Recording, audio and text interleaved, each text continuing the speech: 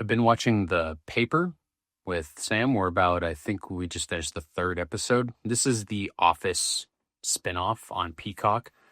And I tried to go into it with as neutral expectations. As any millennial, am continuously a big fan of The Office. And I think it's one of the best comedies of recent television, easily. I think culturally it has had a huge significant place. And so obviously doing a spin-off of that show is a really risky move. And it's not something that is going to make a lot of people happy generally, historically, with trying to reboot or do spin-offs of very popular shows. They just never tend to have that same lightning. They can't bottle it. So I wasn't expecting anything amazing.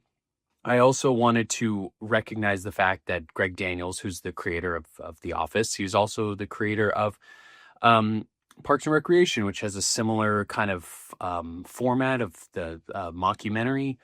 And so I like his work. I like Parks and Recreation. Obviously, I like The Office. So I have been going into it trying to look at it as a fresh show, just to say, all right, I know it's a spinoff, but let's look at it as an independent piece of media.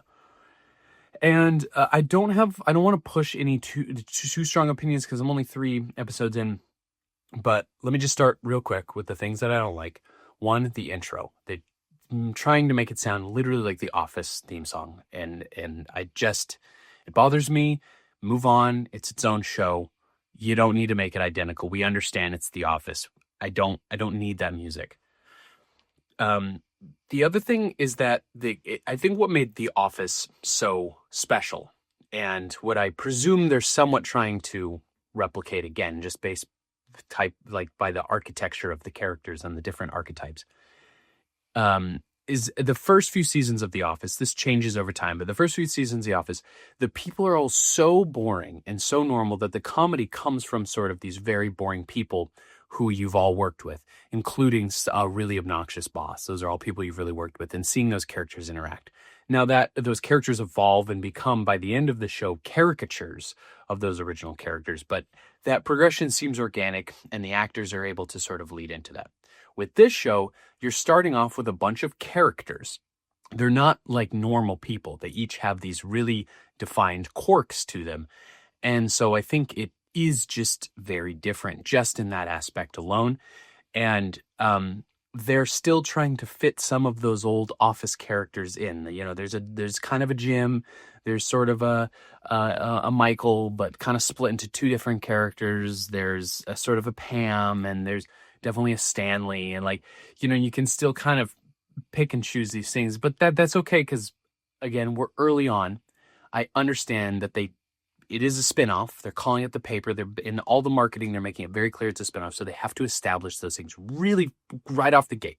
So they're going to come off a little bit harder now that they've established them. I'm sure, or I hope, the show will begin to take on its own voice.